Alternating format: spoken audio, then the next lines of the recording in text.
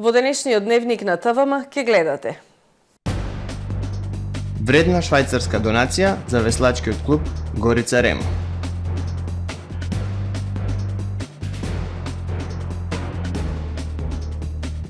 Недостиг од над 1000 работници во угостителскиот сектор во Охрид и Струга.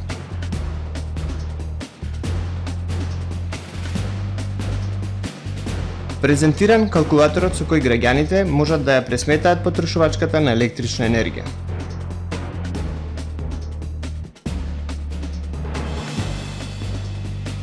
Европски самит за дигитализација во судството.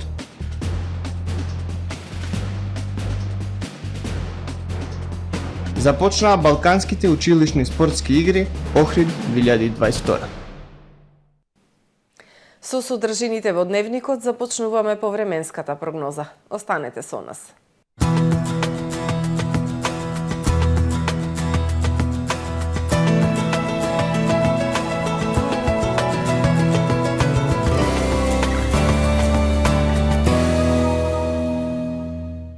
Во Охрид денес времето претежно сончево со локална облачност, топло и ветровито со максимални 25 степени Целзиусови. Попладне зголемување на облачноста, развој на нестабилност и услови за слаби и локални врнежи од дожд. Во текот на ноќта кон вторник ведро со локална облачност. Во вторник на централна, западна и југозападна Европа, скандинавскиот и апенинскиот полуостров претежно сончево со локална облачност и топло време. Во останатите делови на Европа услови за сосем слаби и локални врнежи од дожд. На Балканскиот полуостров во вторник времето претежно сончево, ќе има локална облачност, ќе биде топло. Во јужните и источните делови услови за локални врнежи од дожд. Максималните дневни температури од 23 до 31 степен Целзиусов.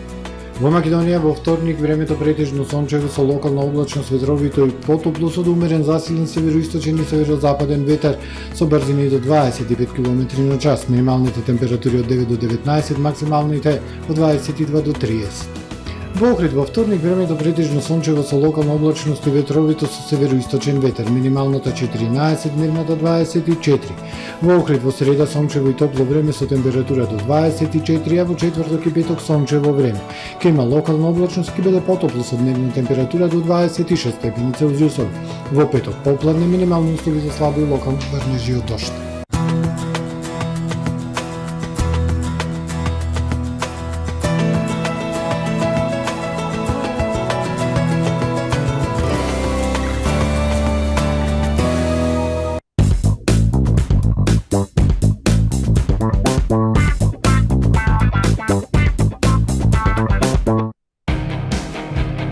Ново во Охрид. Во центарот на градот на 300 метри квадратни и луксузен амбиент. Најдоброто место за забава. Свечено отворање и голема журка со нокаут во петок на 17 јуни. Од Астра за Охрид. Струга добива своја ДМ дрогерија. Во четврток на 16 јуни на улица Маршал Тито број 1. Бидете дел од големото отворање на првата ДМ дрогерија во Струга. Ве очекуваме на одлична дружба и незаборавен шопинг со попусти од 15% на апсолутно се и на веќе намалените производи. Акцијата важи до 18 јуни. ДМ, тука сум човек, тука купувам. Како да го искористам слободното време за дополнителна заработка? Каде да најдам работник при зголемен обем на работа? Хотам го има решението. Бидете дел од проектот Платформа за вработување и социјални работи. Ако си невработено лице, студент, ученик постар од 15 години или вработен со согласност од работодавачот, пријави се за дополнителна заработка со платени придонеси и евидентиран стаж. Ако поседувате угостителски објект, изберете работник за краткорочен ангажман за кого проектот ги враќа платените средства за придониси и персонален данок.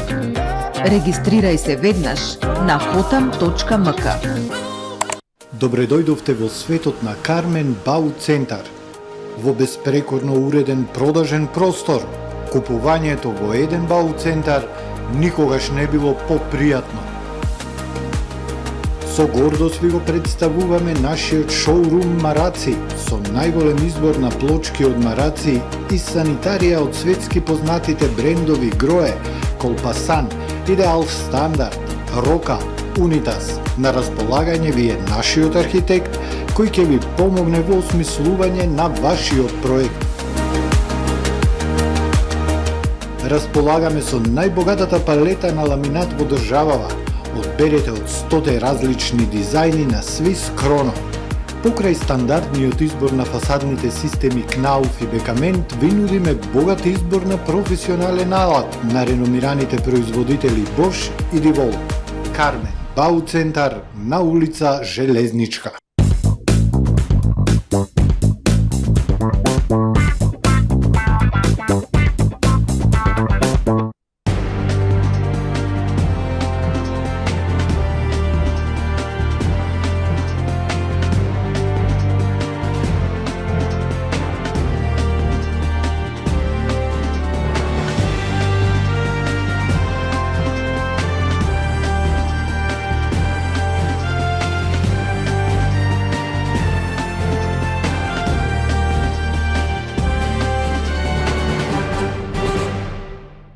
Добар ден, прво издание на Дневникот на ТВМ.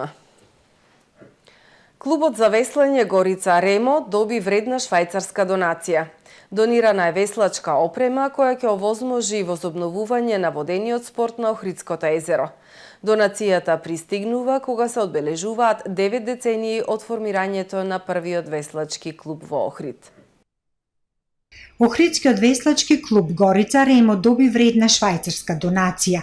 Донирани се 6 веслачки чамци, 4 скифови и скулови, како и додатна веслачка опрема, информира Кирил Пецаков, градоначалникот на Охрид. До сега во Охрид ваква опрема ниту еден клуб немал. Се надевам дека ќе дозволи во наредниот период со соодветни припреми да имаме и некој можеби олимпиец на овие дисциплини. Донацијата ја обезбедија Ерика Масини и Томас Фонбург, пријатели и влюбеници во Охрид, езерото и веслањето. Иницијативата за донација на веслачката опрема е на Ерика Масини, воспитувачка во градинка која од 2005 година постојано доаѓа во Охрид и има бројни пријатели. Јас сум заљубена во Охрид. Имам многу пријатели тука и со години доаѓам во Охрид. Со моите пријатели од швајцарскиот веслачки клуб решивме да ја поддржиме иницијативата на Охридскиот веслачки клуб. Среќни сме што се вклучивме во заштита на езерото. Томас Фонбург е веслач со над 5 децениско искуство, шеф е на финансискиот оддел на Веслачката федерација и организатор на веслачки регати во Швајцарија. Јас сум пасиониран веслач и кога Ерика ме замоли да се ангажирам во овој проект, веднаш се вклучив. Се надевам дека веслањето ќе се развива во ова убаво Охридско езеро. Стефан Ставрев од веслачкиот клуб Горица Ремо напоменува дека охриѓани покажуваат интерес за водените спортови, покрај едрењето и за веслањето. Во соработка со нашите пријатели од Швајцарија, од веслачкиот клуб од Биелбен, уназад веќе една година работавме на тоа да се собери таа донација, се основа веслачкиот клуб Горица Ремо, кој заедно на исто место со Сдруженијето за спортско едрење, акватика и јахтинг ќе им пружи на младите охриѓани и не само на младите охриѓани, но во цела Македонија и на туристите од странство да можат да ги учат вештините на веслањето, на едрењето, на водните спортови. Швајцарската донација од веслачки чамци и опрема пристигнаа на Охридското езеро на одбележување на 90 годишнината од почетокот на формирањето на првиот веслачки клуб Југ во Охрид.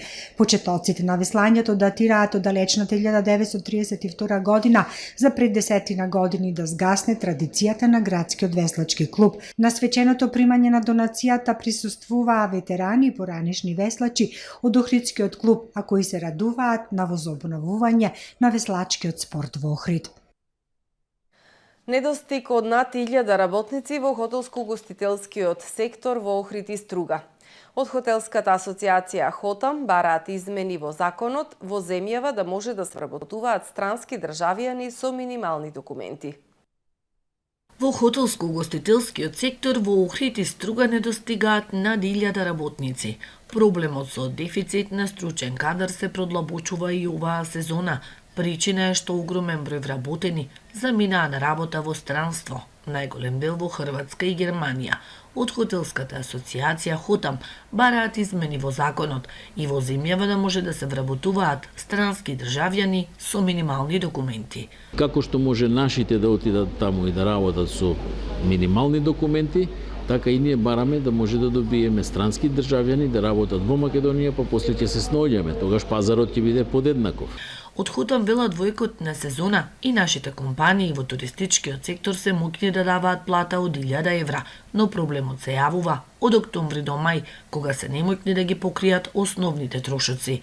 Производот кој треба да го извадиме на пазарот се состои поголем дел од тоа се состои и во работниците кои треба да обслужат. Ако обслужиме наведум малце, но многу голем процент во туризмот, значи ако го обслужиме ќе има повеќе данок за државата, ќе има повеќе приходи во државата и така ќе бидеме појаки сите. Ако не може да обслужиме, ако ставиме еден лимит, тогаш тоа не е добро за нас, затоа што тој дел што оди надвор работи за некоја друга држава каде што тие добиваат приходи од тие туристи кои се обслужуваат таму.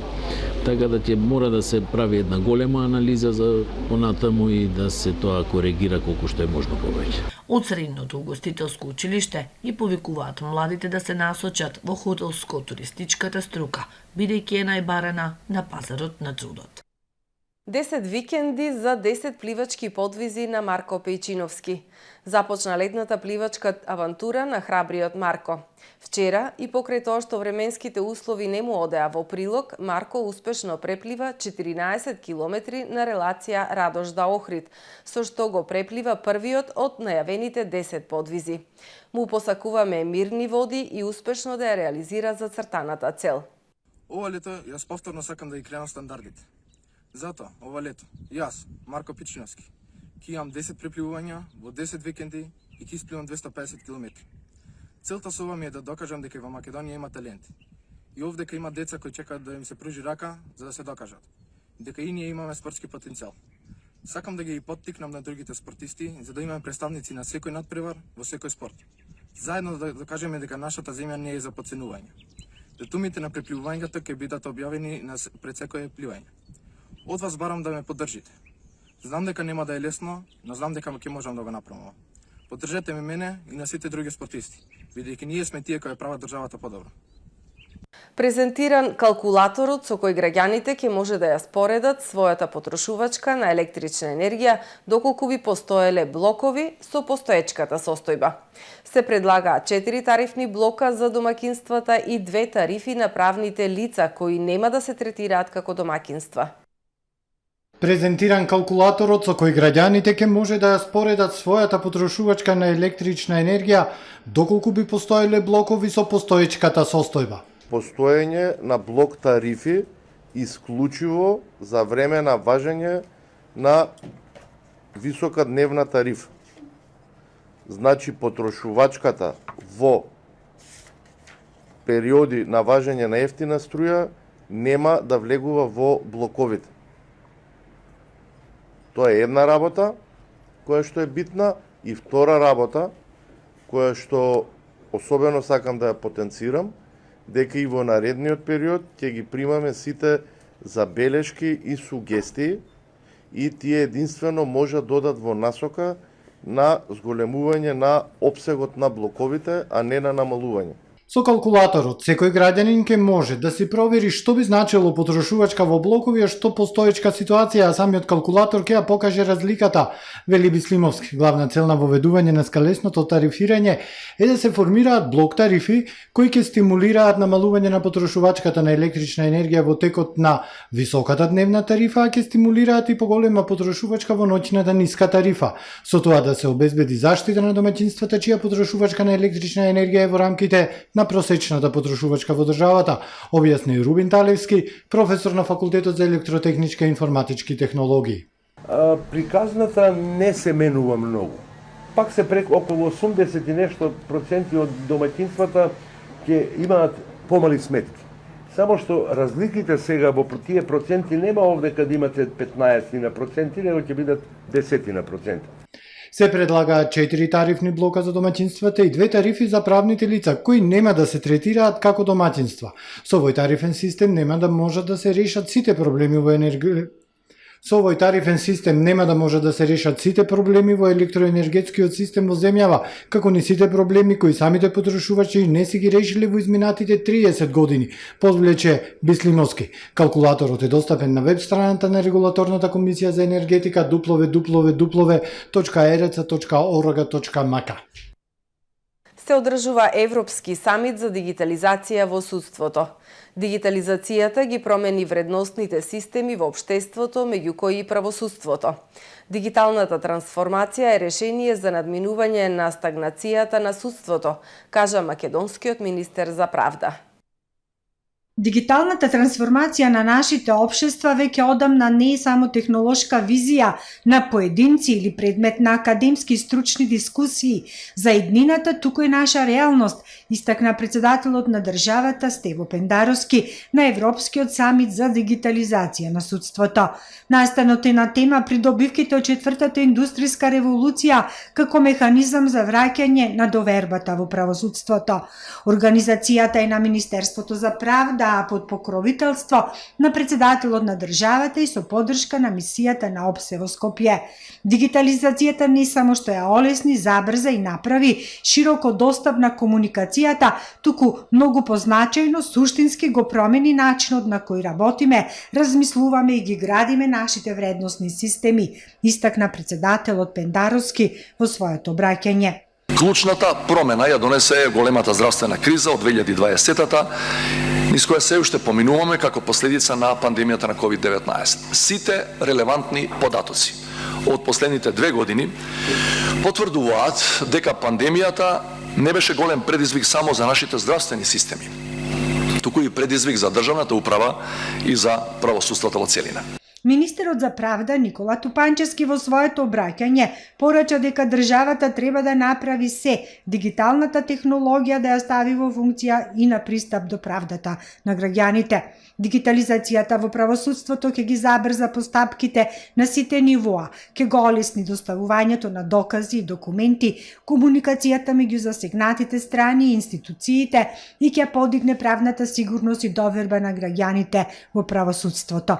Периодот во кој живееме, особено изминатите 2 години од пандемијата, ни потврдија дека дигиталниот напредок треба максимално да се стави во функција на подобрување на животот на граѓаните, рече Тупанчевски, посочи на реализацијата на планот за дигитализација на правосудството. Во моментов има 5 судови кои што се комплетно дигитализирани и во најава е 186 судници, 34 судови кои што всушност се замислени као во наредниот период дека треба да бидат исто така комплетно дигитализирани. Во таа насока, значи, ова алатка, дигитализацијата или процес на дигитализација представува навистина едно решение кое што ќе помогне во отстранувањето на сите недостатоци кои што во моментов, нели, на некој начин значат стагнација на судство и останати, нели, форми на надградба на, нели, ефикасноста и ефективноста во судските процеси. Лазар Нанев, председател на управниот одбор на Академијата на суди и јавни обвинители, истакна дека владата пред 1 година го усвои оперативниот план за дигитализација на судството.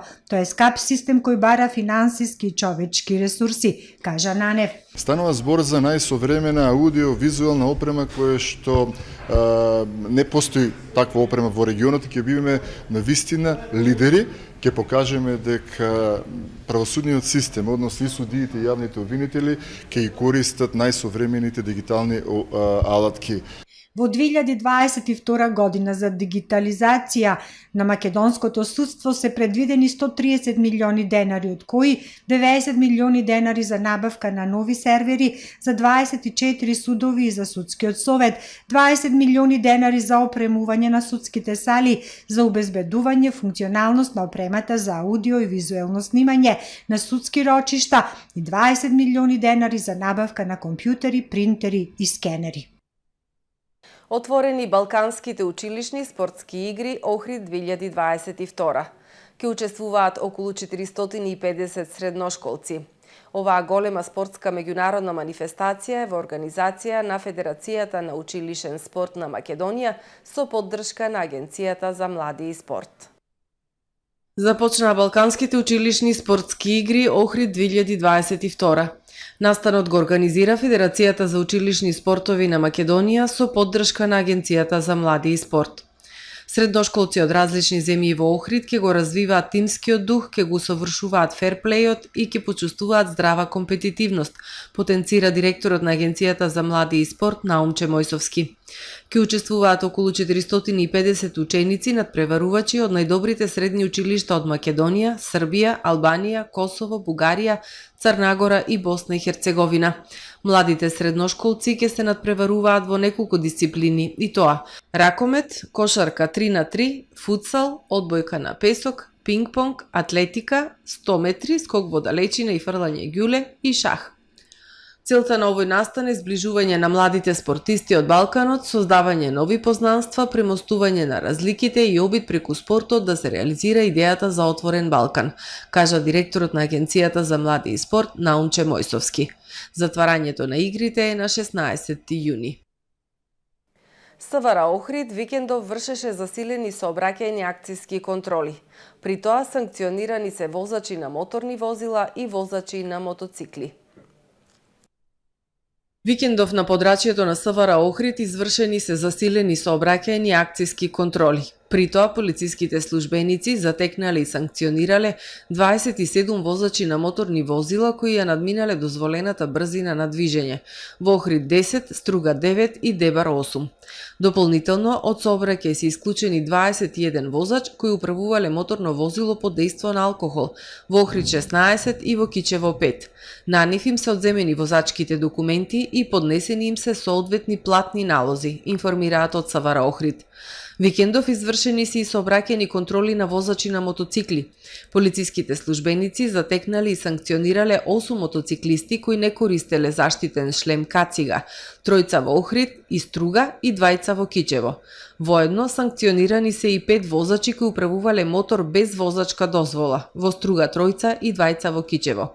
Целта на овие сообраќајни контроли пред се е доследно почитување на законската обврска за задолжително носење заштитна опрема при управување со мотори и мопеди и зголемување на нивната безбедност како ранлива категорија учесници во сообраќајот. Да погледнеме кои вести ги пренесоа странските новински агенции. Светот денеска. Amnesty International ја обвини Русија за воени злосторство за време на обид да го заземе Харков, град во североисточна Украина. Во новиот извештај на 40 страници Amnesty ја документира наводната употреба на касетна муниција и други недискриминирачки средства за напад. Постојаното бомбардирање на стамбени области во Харков се неселективни напади во кои стотици цивили се убиени и повредени. Тоа е воено злосторство, се вели во извештајот. Amnesty наведува дека документирала 7 напади во различни области на Харков, каде пронашле остатоци од касетна муниција 9Н210 и 9Н235. Француските гласачи вчера излегоа на гласање во првиот круг од парламентарните избори, откако Макрон беше реизбран за председател во вториот круг против екстремната десница на Ле Пен. Политичкиот пейсаж на Франција се промени. Левичарската коалиција која ја предводи, коалицијата на Макрон, изгледа многу послаба отколку во 2017 година, кога доминираше во првиот круг, а потоа го освои владеачкото мнозинство. Овој пат нејзиниот удел во гласовите со 25,7% е речиси ист со Нупес 25 25,6%. Само 21.000 гласачки ливчиња ги делат двете според официјалните резултати. Следен е националниот митинг на Лепен со 18,6%. Кандидатите на крајната десница во голема мера не успеа да го искористат успехот на Лепен на претседателските избори, на кои таа освои повеќе од 40% во вториот круг. Макрон се надева дека ќе го задржи мнозинството во парламентот, оваков отворен резултат во првото коло влогот следната недела ќе биде голем. Двете водечки коалиции се надеваат дека ќе добијат апсолутно мнозинство. Група американски сенатори составена од членови на Демократската и Републиканската партија изјавија дека се договориле за нацрт закон кој ќе ја заостри контролата на оружјето во САД. Сенаторите изјавија дека ќе го поддржат законот за црвено знаме, правен акт кој ги спречува поединците кои покажуваат знаци на закана кон себе или другите да купат или поседуваат каков бил вид огнено оружје. Меѓу американските сенатори кои поддржуваат засилена контрола на оружјето има и членови на Републиканската партија вообичаено против ваквите мерки, па се очекува да биде усвоен предлогот за поголема контрола на оружјето. Во неколку градови во американскиот југозапад, во Феникс, Лас Вегас, Денвер и во долината на смртта во Калифорнија, вчера биле забележани рекордно високи јунски температури.